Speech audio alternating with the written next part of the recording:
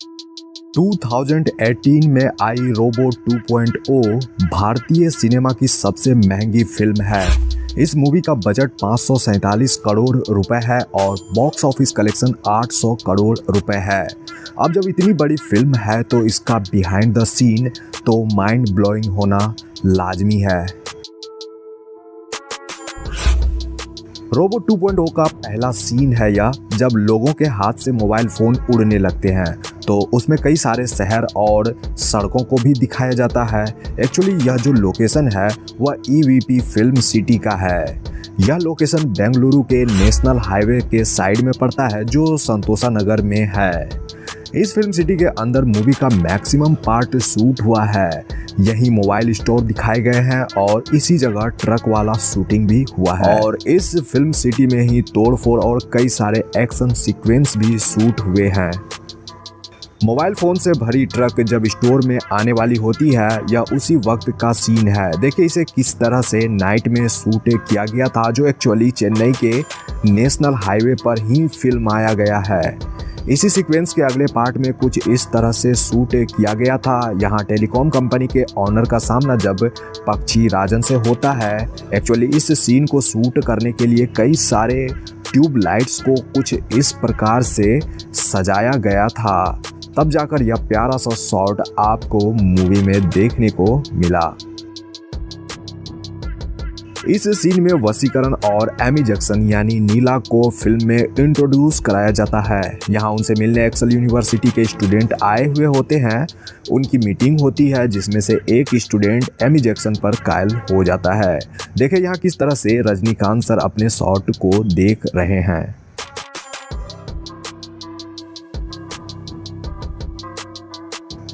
Film में यह उस समय का सीन है जब पक्षी राजन मिलिट्री पर हमला करता है। इस सीन को शूट करने के लिए डुप्लीकेट टैंक्स बनाए गए थे ताकि उसे शूटिंग के दौरान विस्फोट कराया जाए। बिल्कुल ऐसा ही हुआ क्योंकि यहाँ इस शूटिंग के लिए 2 विस्फोट कराए गए थे, टैंकों की और एक कार की, जो बिल्कुल रियल थे।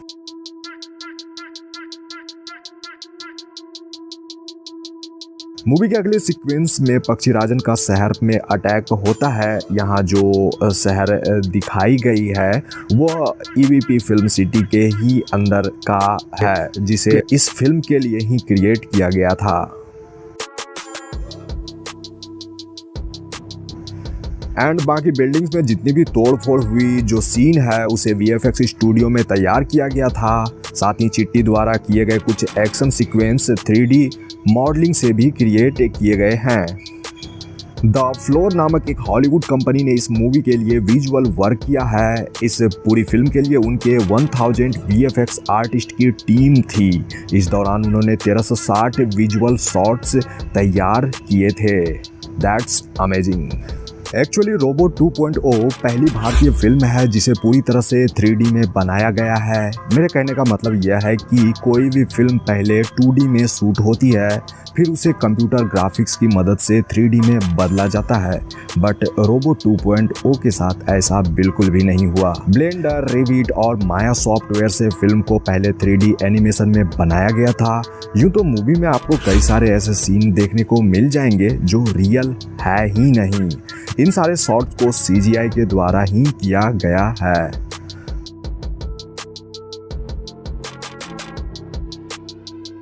आप जो इस शख्स को यहाँ देख रहे हो वह नीरव शाह है। वह भारतीय फिल्म इंडस्ट्री के सबसे फेमस सिनेमेटोग्राफर हैं।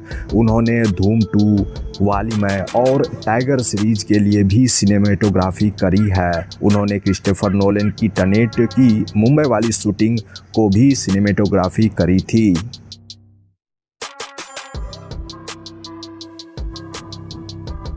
मूवी में वसीकरण के लैब को दिखाया जाता है जो पूरे 3 फ्लोर का होता है। एक्चुअली जितने भी इक्विपमेंट्स, रोबोट्स और कई सारी चीज़ें जो दिखाई जाती है वो पहले ही फ्लोर में उसे तैयार किया गया था, मतलब उसको कॉपी पेस्ट किया गया था। यानी कि बाकी ग्रीन बैकग्राउंड के जरिए कुछ इस तरह से मूवी में 3 फ्लोर क्रिएट किए गए थे। मूवी के इस सीन में पक्षी राजन द्वारा वसीकरण जी के घर पर हमला होता है, उसका यह सीन है। एक्चुअली जितनी भी दीवारें हैं उसे ग्रीन कलर से पेंट किया गया था ताकि बैकग्राउंड को VFX के जरिए बदला जा सके। और फिर पक्षीराजन का चिट्टी से आमना सामना होता है, लेकिन यहाँ चिट्टी हार जाता है, जिसके बाद पक्षीराजन का असली रूप हमें मूवी में देखने को मिलता है, यानी पंख वाला।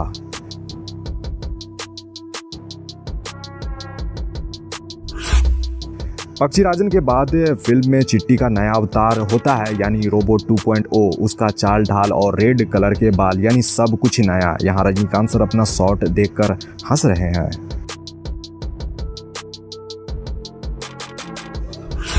रोबोट 2.0 अपने साथ बाकी रोबोट को पक्षीराजन के खिलाफ खड़ा करता है। यहाँ उसी का BTS है जब वह दूसरे रोबोट से बात करते हुए नजर आए थे। एक्चुअली इस सीन को दो क्रू मेंबर्स को आप ग्रीन कलर के सूट में देख रहे हो, जो निर्देशन के अनुसार रोबोट का हाथ पकड़कर हिला रहे हैं। बाकी फाइनल आउटपुट में वह नहीं दिखेंगे।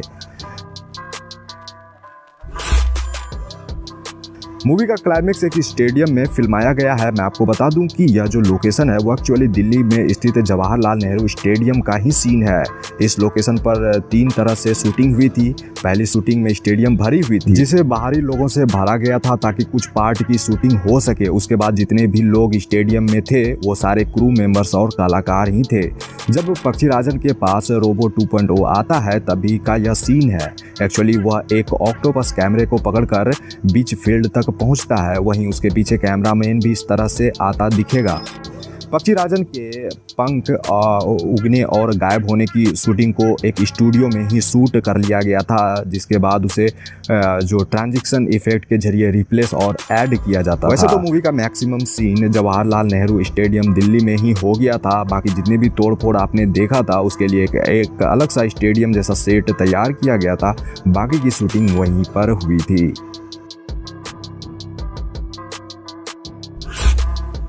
इस फिल्म में अक्षय कुमार साइंटिस्ट रिचर्ड का किरदार निभाते नजर आए हैं, जो एक एक्सपेरिमेंट करते वक्त खुद को भयानक क्रोमैन में बदल लेते हैं। वैसे तो अक्षय कुमार की 3 अलग अलग लुक आपको यहाँ देखने को मिल ही गई थी, जिसमें उनका यह वाला जो लुक है और फाइनल क्रोमैन वाला लुक सबसे इंटरेस्टिंग था। अक्षय कुमार के इस पावरफुल लुक को तैयार करने के लिए प्लास्टर ऑफ पेरिस का इस्तेमाल किया गया था। इसे प्रोस्थेटिक मेकअप भी कहा जाता है। यह प्रक्रिया जो है वो काफ़ी दर्दनाक होता है, क्योंकि अक्षय ने अपने इस मेकअप के बारे में कहा था कि उन्हें इसके लिए रोजाना 4 से 6 घंटे तक एक चेयर पर ही बैठ कर रहना पड़ता था, और तो और 2 घंटे तो मेकअप उतारने में लग जाते थे। यह प्रोसीजर पूरे 40 दिनों तक चलता रहा। एंड प्रोस्थेटिक मेकअप के बाद आपको एक बात बता दूं कि भूखे पेट ही शूटिंग करना होता है। एक्चुअली यह एक प्रकार का ऐसा मेकअप होता है कि जिसके लिए आपको ऐसा करना पड़ेगा, यानी कि केवल आप लिक्विड डाइट ही ले सकते हो। फिल्म मेकर्स ने जमकर पैसे बहाए हैं, क्योंकि केवल अक्षय कुमार के मेकअप में ही उन्होंने 4 करोड़ रुपए खर्च कर दिए थे। That's awesome.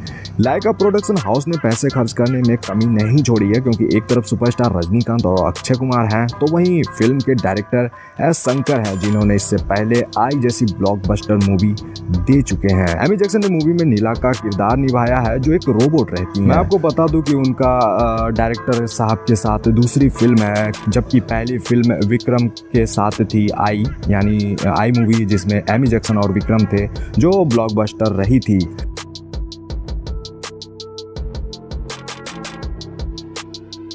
यहाँ आप एमी जैक्सन को एक रोबोट में ट्रांसफॉर्म होते देख रहे हो। रजनी सर की मूवी रोबोट 2.0 और हमारी इन्फॉर्मेशन अच्छी लगी हो तो लाइक कर दें। अगर चाहते हैं कि हमारी मुलाकात आप लोगों से होती रहे तो इसके लिए सब्सक्राइब भी कर लेना। Thanks for watching.